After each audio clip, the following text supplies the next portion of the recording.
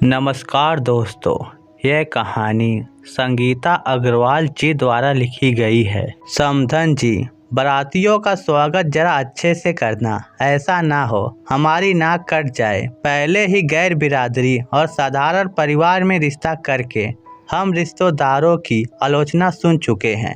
शांति जी अपनी समधन यानी कि अपनी होने वाली बहू की माँ मीना जी से फोन पर बोली। जी बहन जी।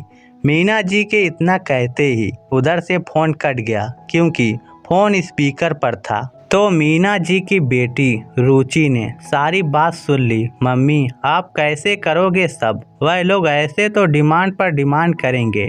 मैं इसीलिए इस शादी के हक में नहीं थी। रुचि माँ से बोली। ना मेरी बच्ची, तुझे इतना अच्छा लड़का मिला है जिसने खुद से तुझसे शादी की जीत करके अपने घर वालों को मनाया है। तू चिंता क्यों करती है? सब हो जाएगा। मीना जी ने बेटी को तसल्ली देते हुए कहा।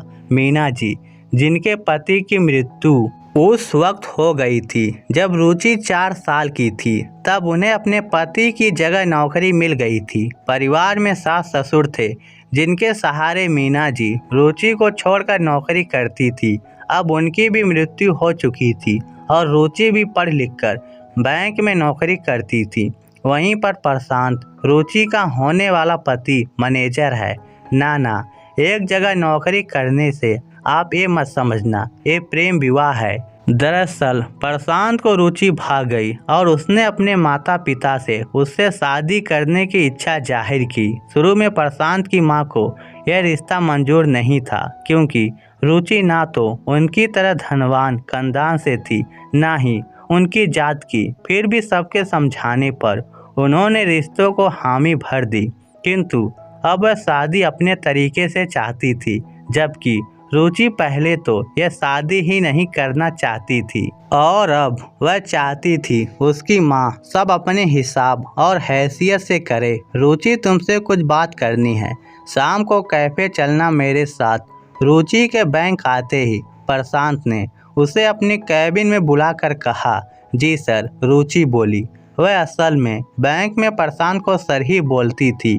अभी भी रुचि, मैंने शादी का हाल देखा है एक, और कैटरर से भी बात की है। मैं चाहता हूँ तुम और मम्मी जी जाकर एक बार देख लो तो मैं बुकिंग अमाउंट जमा कर दूँ। शाम को कैफे में कॉफ़ी और सैंडविच का ऑर्डर दे। प्रशांत रुचि से बोला। प्रशांत जी, आप क्यों? यह तो लड़की वालों का फर्ज होता है। रुचि हैरानी से बोली। देखो रुचि, मैंने सुबह अपनी मम्मी की सारी बात सुन ली थी जो उन्होंने मम्मी जी से कही। मैं उन्हें मना नहीं कर सकता, पर तुम्हारा साथ तो दे सकता हूँ, प्रशांत ने समझाया। पर मम्मी इस बात को नहीं मानेंगी। जैसा भी करेंगे हम खुद करेंगे इंतजाम, रुचि बोली। रुचि, बात को समझो। हम एक होने जा रहे हैं, हमारे परिवार एक होने जा रहे हैं। तुम क्या चाहती हो? या तो मम्मी जी पर बोझ पड़े या मेरे घर वाले नाराज रहे। जब हम पर हर बात का हल है तो क्यों परेशानी खड़ी कर इस शादी को समझौते की शादी बनानी?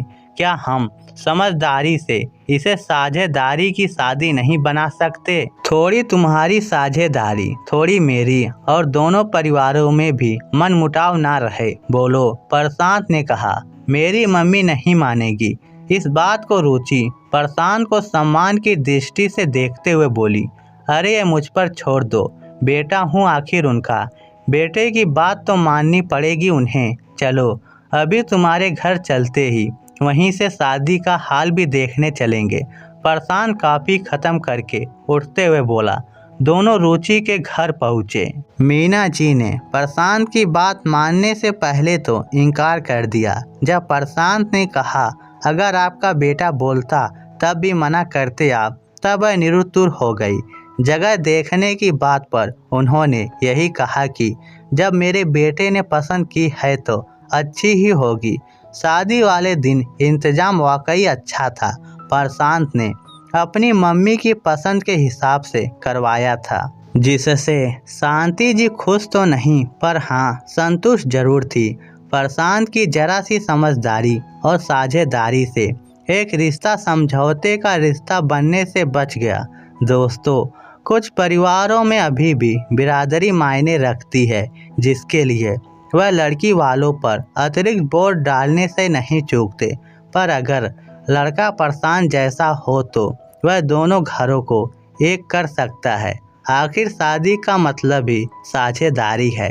तो दोस्तों, इस स्टोरी को सुनकर आप क्या सोचते हैं? नीचे कमेंट करके हमें ज़रूर बताइएगा। धन्यवाद।